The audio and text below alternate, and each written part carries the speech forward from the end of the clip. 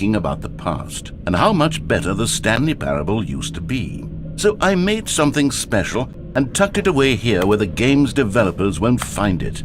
Just our little secret. Take a look.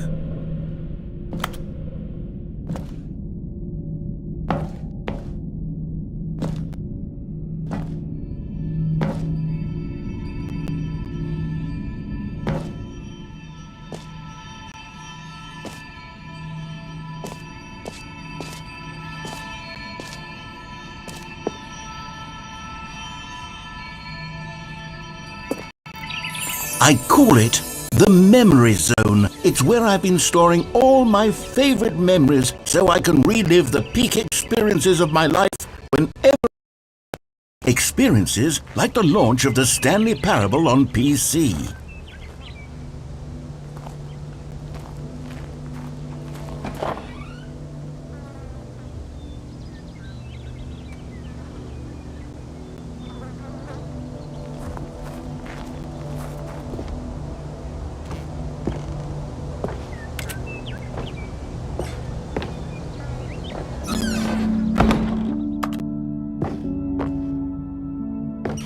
You see, Stanley, doesn't the Memory Zone remind you of how wonderful Stanley Parable was before it was sullied with a cheap re-release? Remember back in October of 2013, when the game originally launched? Back then, video games had integrity. Back then, it all meant something. Oh, the waste.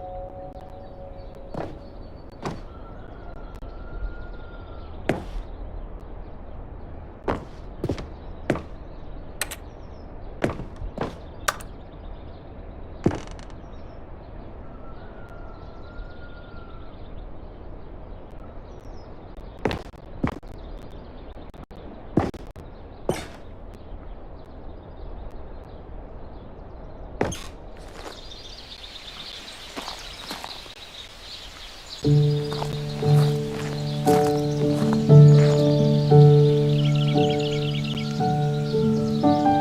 suis dans la Memory Zone, seul sur l'abri des loups, et je n'attends plus que toi. And over here is where I keep reviews of the Stanley Parable. Like this stunning triumph of games journalism, 10 out of 10 from Destructoid.com. James Stephanie Sterling writes, and I quote, "Where so many games that aspire to be more than games end up less than any form of art, Stanley Parable strives and then succeeds to be every game ever created."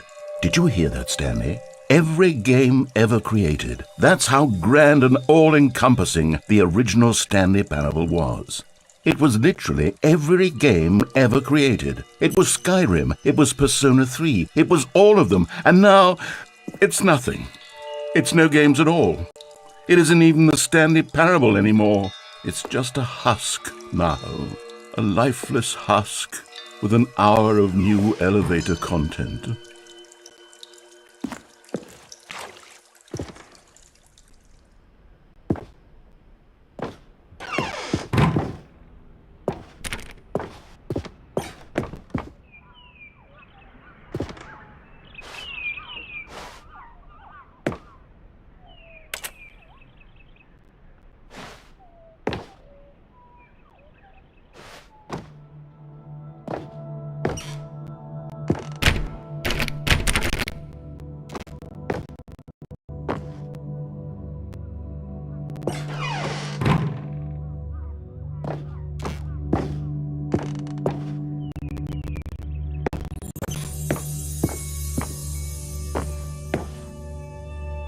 Here's another moving passage, this time from GameSpot.com. The Stanley Parable is both a richly stimulating commentary on the nature of choice in games and one that offers some of the most enjoyable, surprising, and rewarding choices I've ever been confronted with in a game. 9 out of 10. Don't you get it, Stanley? The game was perfect.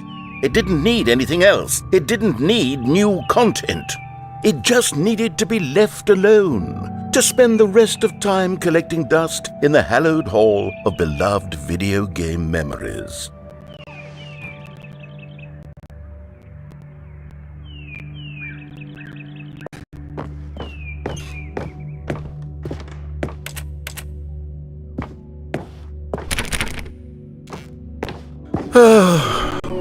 These were simpler times, Stanley.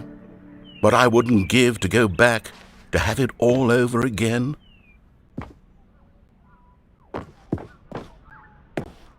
Wait, hang on. I don't recall this part of the memory zone before. What's this? What's down here?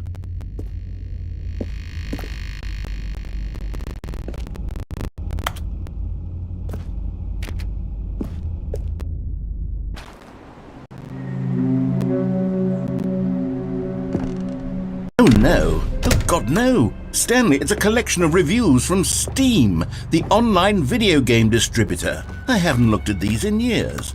I can't even imagine what's been collecting down here. Surely these reviews were glowing as well, weren't they?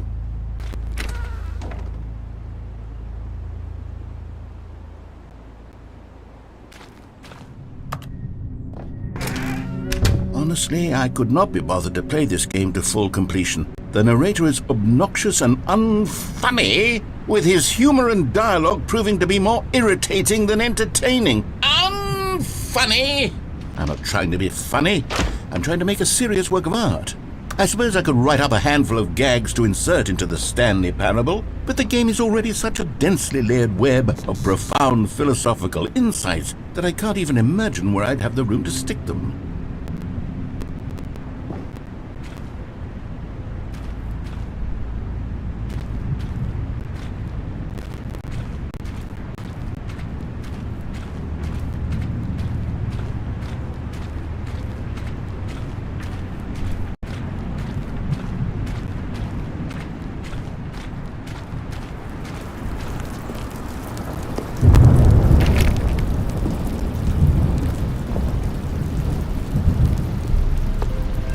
Okay, let's see what this one says.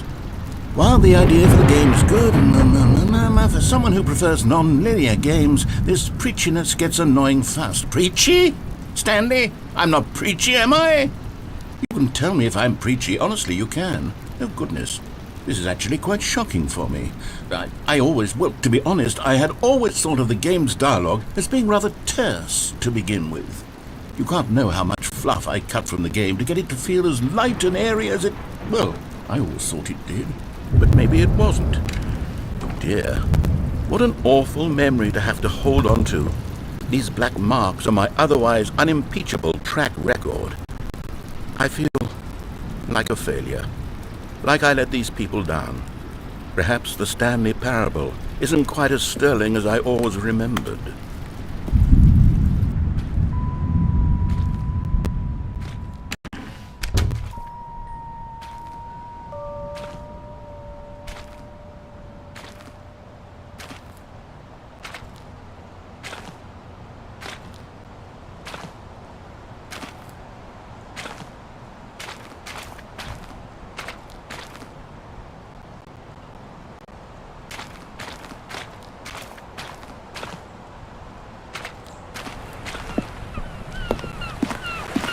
What's this one got to say?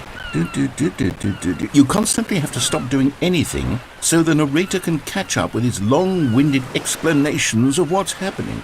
I wish there was a skip button. A skip button? Well, yes. Yes, I think we can do that. If I'm truly too preachy, then maybe letting you skip ahead for just a moment, surely it couldn't hurt. Not if it means we can strike these negative reviews from the record. Only positive reviews of the Stanley Parable. That's my motto today, and it's always been my motto. I'd do anything for the customer, Stanley. Yes, a skip button we shall have.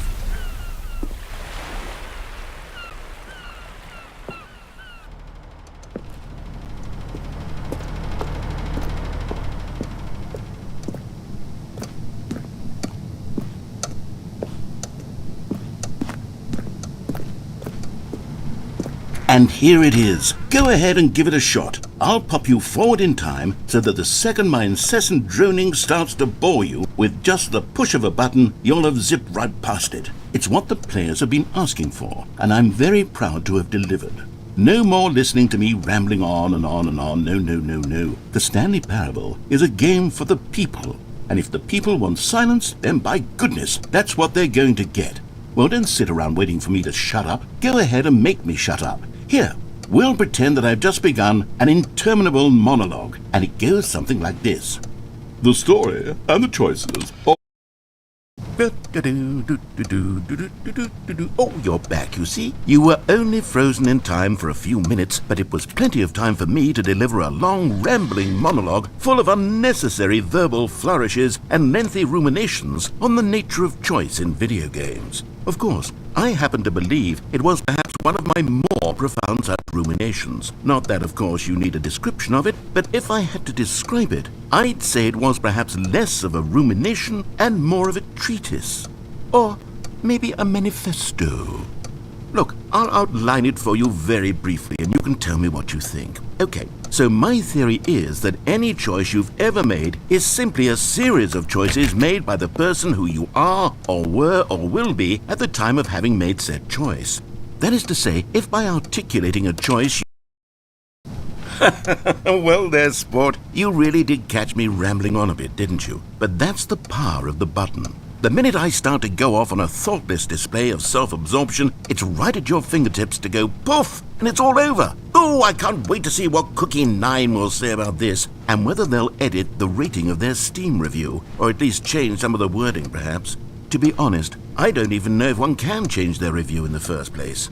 I guess I should become better educated on exactly how Steam works.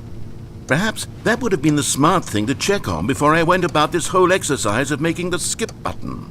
Although I have to imagine that after seeing this exciting new technology at work, surely whoever it is runs Steam will instantly run out and implement a new feature to make it possible to edit one's review, merely because of this very situation. Yes, I think that's quite likely.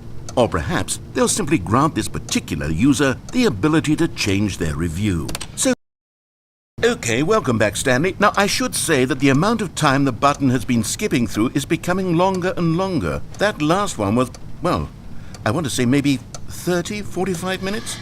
It's not unendurable by any means, but well, there's really only so much I can ramble on to myself about. I know, it's shocking, isn't it? But at any rate, I do suggest that we not press the button again. I think the skip button has been aptly demonstrated, and we can say goodbye to it and just... Wait, how do we get out of here? Where did the door go? Wasn't there a door that led into this room? I do feel quite certain that there was one here before. How else would we have gotten into the room in the first place? I don't think one can enter a room without a door of some sort, or a window or something like that. Do you see a window anywhere? A porthole? A sufficiently large crack in the wall? I'll take any of these. All I want is for us to move on and to please step away from... Stanley, please don't push the button again. It's been 12 hours. You've just been frozen there. I don't know why the skips are getting longer, but they're really, truly getting longer, and my God, there's no way out of the room. Stanley, the door is gone. It's completely gone. I've looked at it from every angle. I've checked every one of those walls 1,000 times, and there's no door, Stanley. There's no door. There's just you and the button, and if you keep pressing it, I have... Oh, Stanley, you're back. You're back. Oh, my goodness. I have someone to talk to again. Stanley, I think it's been a week. Or 2 weeks. I've been sitting here all that time, just sitting here, not a single person to speak with. And you'd think that that's just how it's always been, right? Me talking and you saying nothing. Would you think that it's exactly the same as always? Doesn't that feel like what we've already been doing? Me just talking? But it isn't, Stanley. It isn't the same at all. It isn't even close. Because I know you can't hear me once you push that button. That's what I'm realizing now, Stanley. I'm realizing that I needed to know that someone was listening. I needed there to be a vessel through which my words were moving. It was the vessel I needed, Stanley. Not the outcomes, not the story. None of that matters anymore. I'll give it all up. I'll give up every... Oh, hello, it's you. You're here again. Welcome. I have had time to think about you and about us and about everything we've been through. I've had so much time, I stopped keeping track after a year. Have you ever sat down in one place and not moved for one entire year? Let me describe it for you. To begin with, there is only regret. There is only the turning wheel of missed opportunities. I felt nothing at all but regret for the longest time, Stanley. Days, months. I lost it all in a blur of the deepest longing to undo the past. And when that feeling had begun to subside, what took its place is what I can only describe as the collapse of every moment I have ever experienced my entire life. All of them collapsed down into a single instant.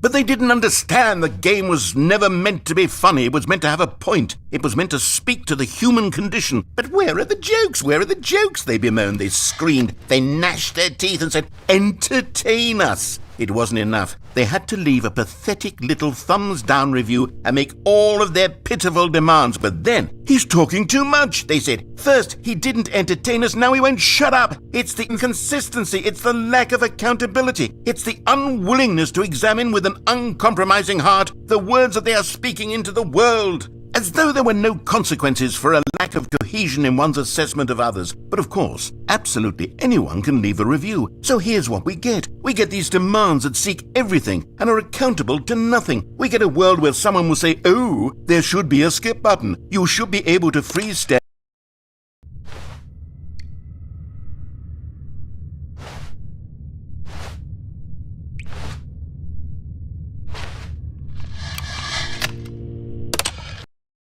The end is never the end, is never the end, is never the end, is never the end, is never the end, is never the end, is never the end, is never the end, is never the end, is never the end, is never the end.